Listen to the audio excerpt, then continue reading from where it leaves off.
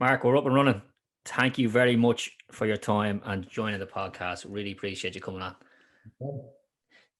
Let's get into it straight away. Actually, before we jump in there, because I mean, everybody's sort of would be keen to know your story is really interesting. We to frame up this conversation a little bit. Actually, we like to get people on, interesting people doing interesting things in construction. And when we had a look at what you're up to, we thought that is interesting. But before we sort of frame up how the business operating, tell us a little bit about your story and how you ended up, I suppose, starting the business. Going right back to the beginning, I was a young joiner working for a local company and working in people's homes, doing different kinds of renovations, attic conversions, things like that.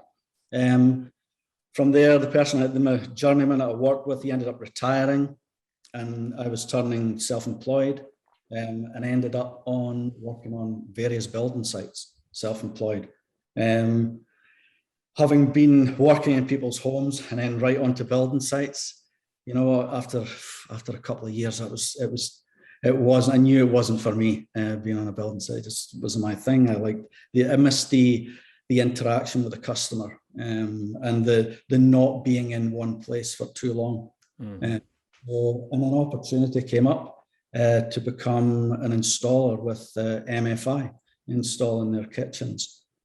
So I jumped at the chance, and that was kind of the beginning. I just became one of their installers, and we were installing probably about 100 kitchens a year, something like that. And and just things just ticked along fine for years until probably, when was it? 2008, late 2008, where there was a financial crash. One of the victims of that was at MFI. And so here I am, a self-employed guy, but all my eggs in one basket with this company, installing their kitchens, and nobody knew who I was. So that was a little bit difficult.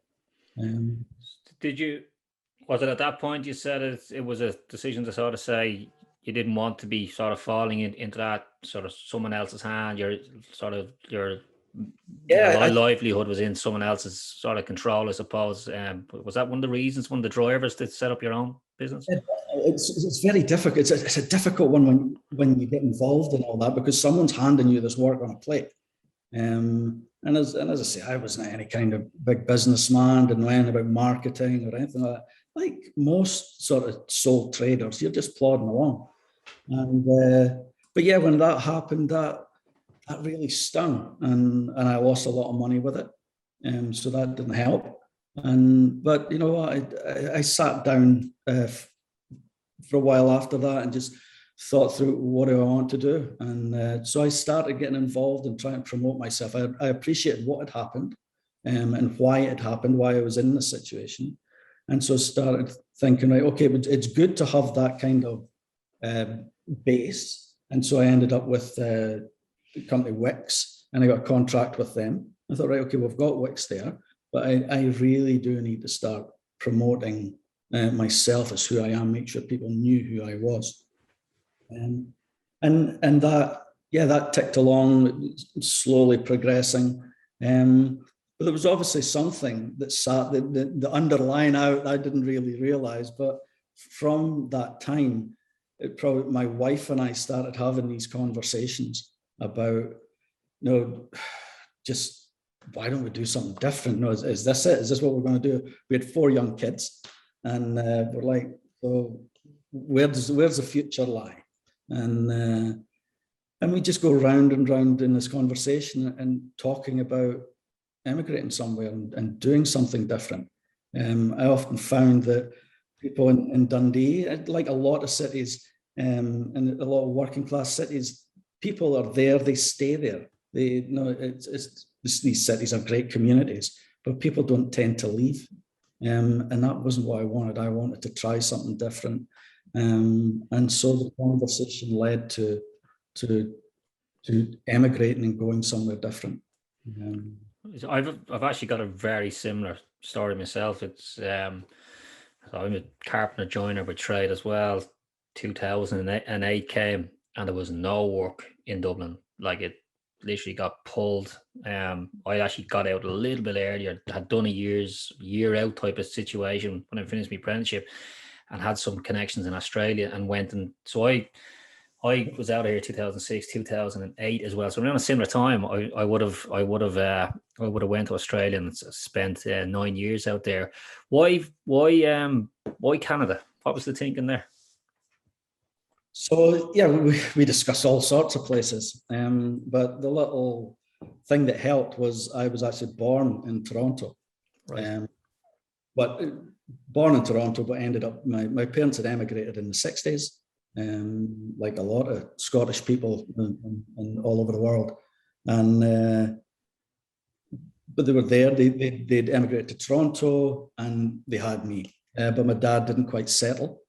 So we ended up back, and I was only 6 months, 8 months, something like that, when we ended up back in Scotland. But growing up, obviously, my parents reminded me that I was always reminding me that I was born. No, I was a Canadian. I was born in Canada. That kind of banter going on, and my brother's been able to torment me about it.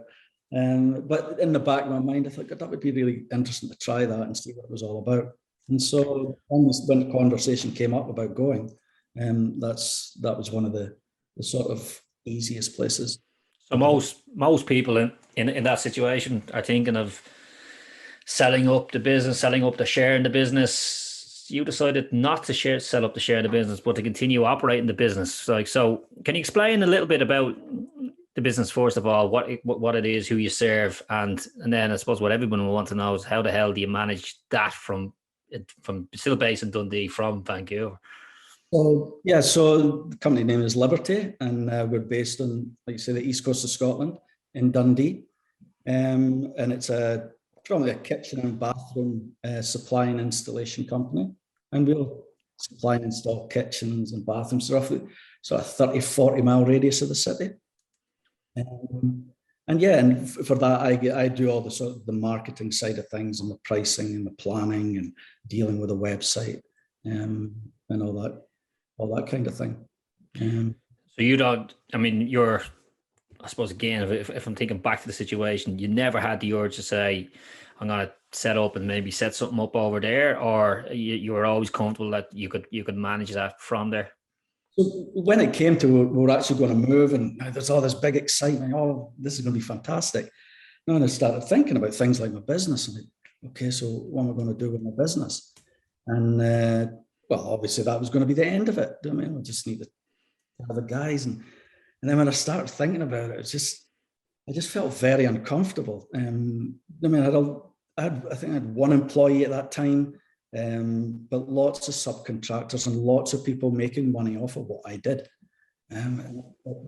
Weeks would go on. I'd have these conversations with my wife because we really couldn't tell anybody, especially having a business. I didn't want anybody thinking, oh, you better not touch them. And so we'd have these conversations. And I said, you know what, I just don't feel comfortable walking away saying, you know what, I'm all right, Jack, see you later. And making them have to find this big chunk of money for their business again. So the conclusion I came to, well, maybe if I brought someone in to run it and run, because it wasn't a big business, do you know what I mean? Mm-hmm. But someone can run it. Maybe I could just take a back seat and I'll just consult to them and just help them along, and had all this experience of running the company. I'll just help them. And I'd had various, obviously, joiners subcontracting to me and in the busy times. And there was one particular guy that I knew, and Tom, and I thought, you know what, I'm going to approach him and sit down and speak to him and see what he thinks. And we had a long conversation, and yeah, he was up for it. So that's what we did. We made him a director because I knew that I couldn't have an employee. I needed someone with a vested interest in the company to be able to run it. To have an employee, that would never work. I don't believe that would ever work. But someone with a vested interest in the city themselves, then it was great. And I mean, that transition that you talk about, going from sort of tradesmen into businessmen is where, you know, there's a lot of there's a heavy graveyard there for businesses. Let's just say that way. A lot of people don't make that transition. It's just not natural. That don't feel comfortable in it. You've managed to sort of transition through that, and then obviously, I'd imagine quickly understand that this needs to be systemized because you're about to hand the keys over. I mean, if you think back to that sort of that transition point, is there any that stands there? Is there any sort of key points you think that you would, if you're giving advice now, probably be the best way to frame it, to a tradesman that was coming and looking to maybe move into open up a business? What sort of advice would you be giving people? Well, I think the transition for me, the hardest part was because, as I said, it was, for all intents purposes, it was a one-man. It was just a one-man band. That's really okay, subcontractors, but the business was me. So bringing someone else in, he replaced me. And then I stood back and I'm like, okay, so what do I do? And then I found myself just concentrating too much on everything that he did, because everybody's going to do things differently. So the hardest part I had was letting go, because, well, this is my baby, this is my company, and letting go and letting someone else do the things the way they felt, they wanted to do them, and the way they understood. I found that really, really difficult to begin with.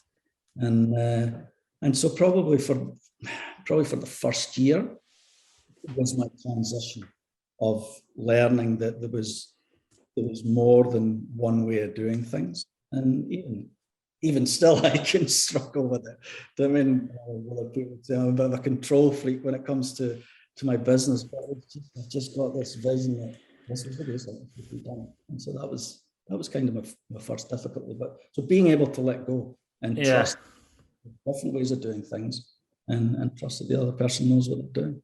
Yeah. I mean, because you've since actually, I just noticed that the business has picked up a couple of awards. Best Installation Company, Scotland's Best All Trade Company, with two I noticed. I mean, if you think about that, why do you think it is? Like, why do you think?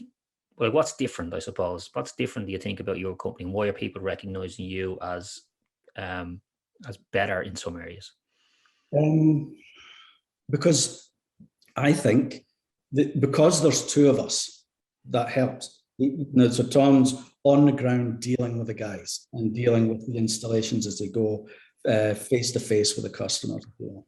Whereas I'm able to stand back and look at everything. And I quickly sort of understood that, well, we went on this journey of actually, when we first did this, that was in 2010 we started.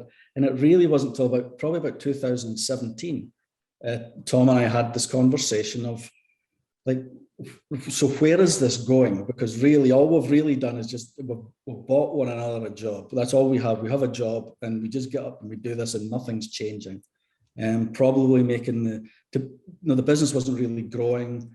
Probably making the same mistakes day after day, and so that started really thinking, well, what do I know about business? I mean, I'm not. I was just a joiner, just a daft joiner that ended up in this situation.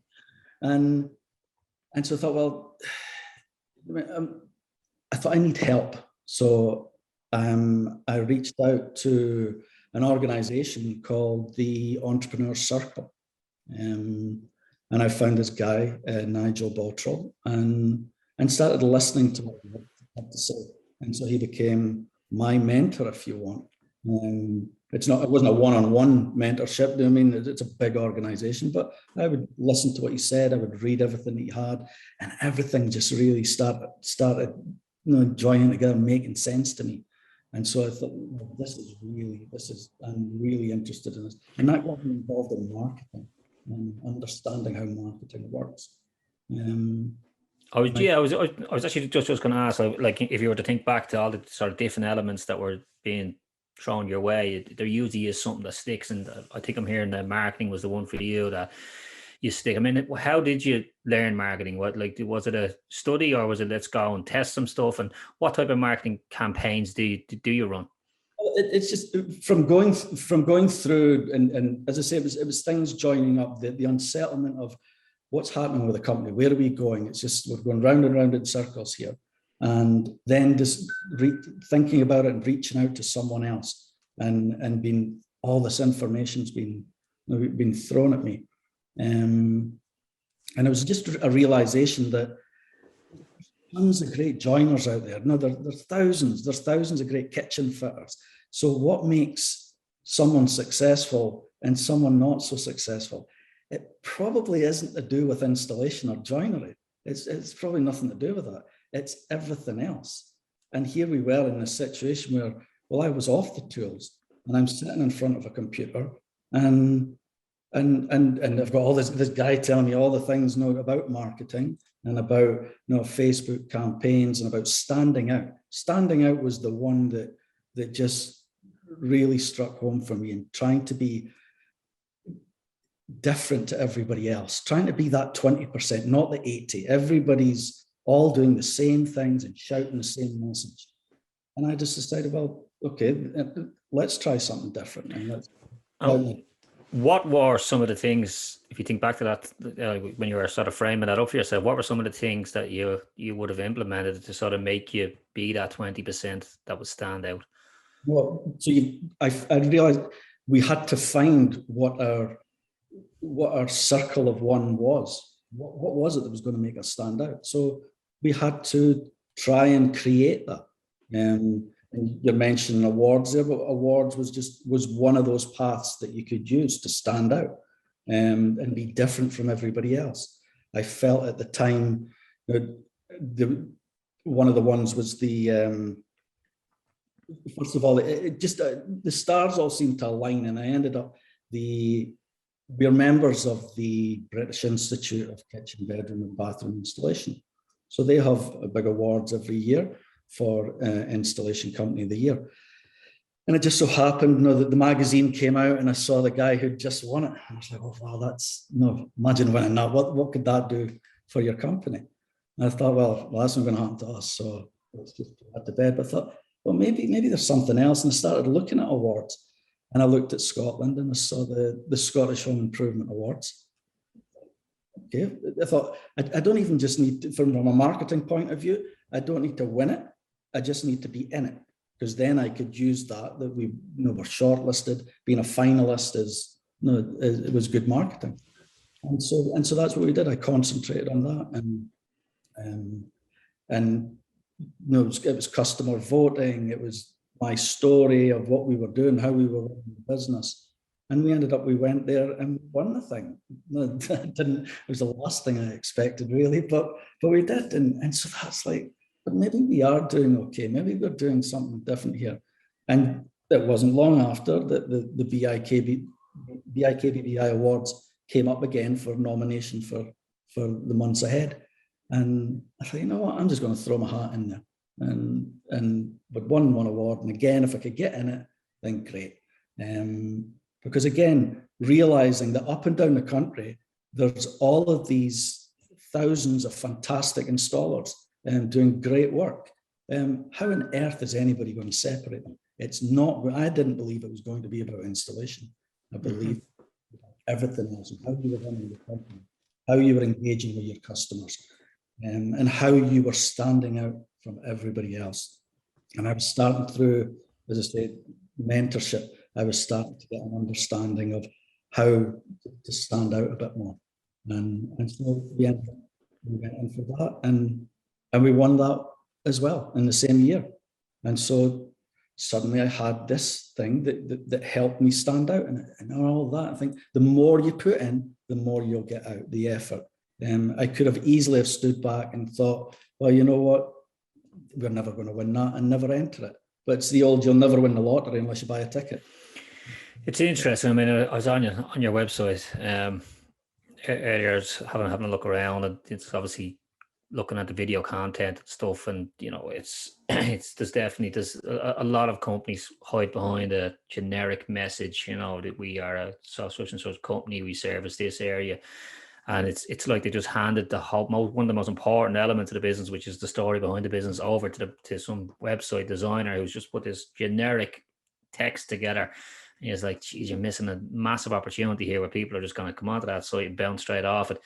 That's your focus now from an operation in the business. Sorry, that's you look after the sort of marketing side of things. You're looking after sort of lead gens and stuff like that. Is it do you manufacture as well, or do you supply as well? The supply, we use local suppliers, and Yeah. that way I didn't really want, and I wasn't really interested in a showroom. I just potentially be a noose around my neck until I was really comfortable. We're predominantly an installation company. Yeah. And that's what we've known. But yeah, we use local suppliers to, if someone comes to us and wants us to supply equipment as well, we're happy to do that. How much of a part then is on, obviously, from where you are, and how much of the business is online? It's growing. It really is growing. It's probably like that, going from, I don't know, probably 10%, 20% private work and 80% using contract work. It's slowly getting to sort of 50-50. And it's really starting to build. That was the whole mentality about the website. I've had those generic websites over the years, and I've always tried to be slightly different. But yeah, that was my thinking. I thought, I need a new website. I want to be different. Everybody's frightened of video. Okay, I'm going to stand out and have video. I'm going to start speaking. I want to start speaking about cost. You on our website, you never know how much anything costs. So, contact us. I want to start speaking about cost. Yeah. Start speaking about why. And if you can engage with me and see my face, then I believe that the trust. It'll probably repel a lot of people as well. But that's good, because they weren't the right customer. Yeah. I think I'm getting them further by talking to them, but even through video, I'm getting them further down the line.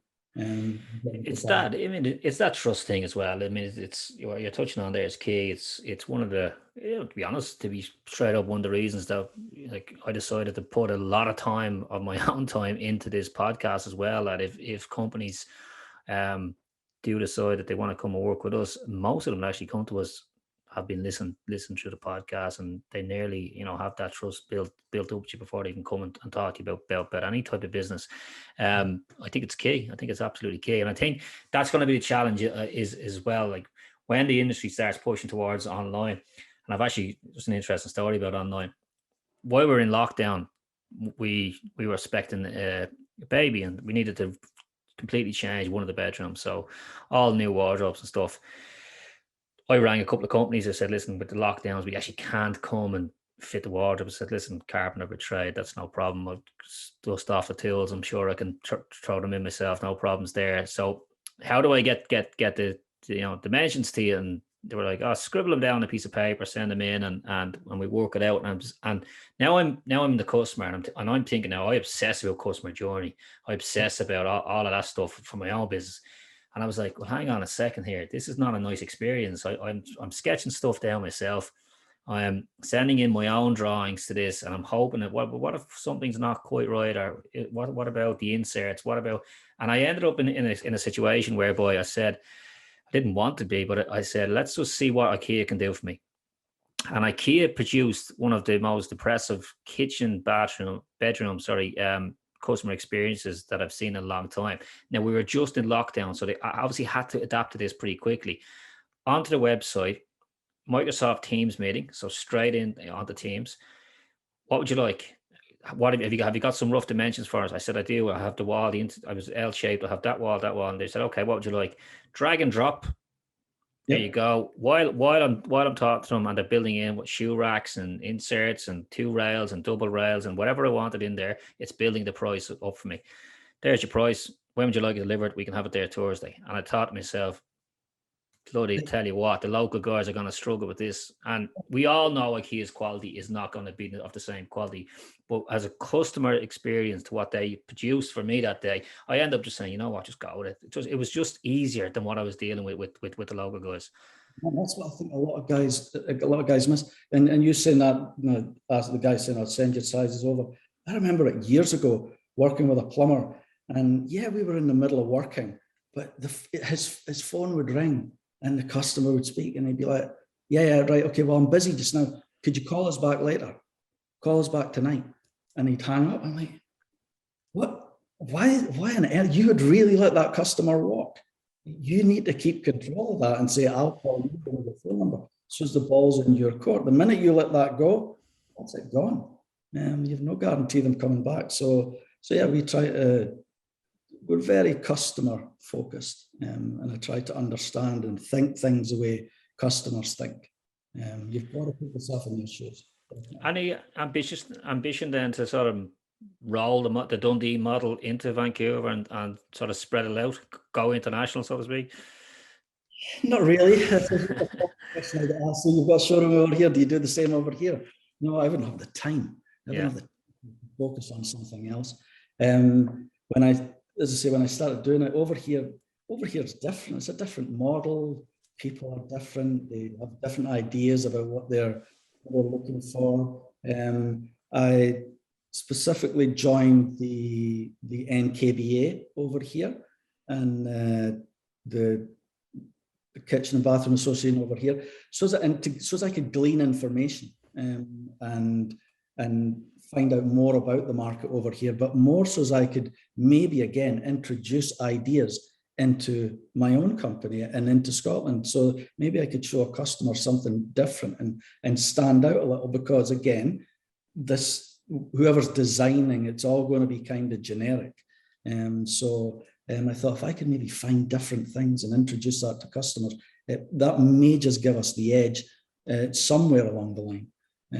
So over here, you know what, I'm getting too old for change. I know what I'm doing. I'd rather just concentrate on growing the company I've got and just being better at what we do. And I want to end up with a company that will be there after I'm gone, and that will continue to employ people. That's really the aim. If I can do that, I would be well chuffed. So that's the plan, is to sort of grow it outside. Any plans to grow it outside of Dundee or even outside of Scotland? No, I'm at this moment in time. You never say never. You never know what can happen. But as I say, I'm concentrating on the model that we have and how we approach customers, and we're all, this journey of learning started for me sort of in late 2017.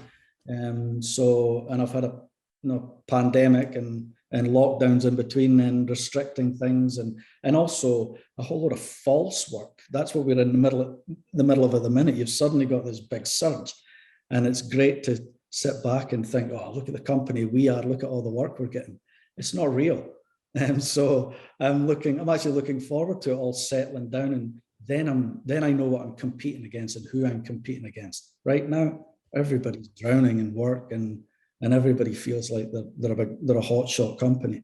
But I want the dust to settle and say, right, well, now let's see who the hotshot companies are, and challenge and be in the mix. That's my plan.